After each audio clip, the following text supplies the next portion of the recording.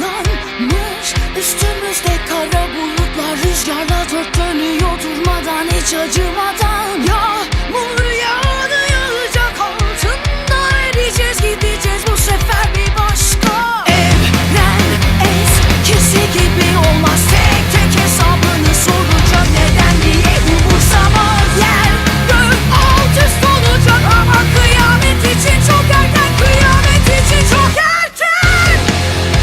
Karanlık bitmezse, güneş görünmezse, dünya bizi bırakıp başka yerde dönerse, göz gözü görmezse, gücümüz yetmezse, hayat vazgeçip başka yerde yürerse.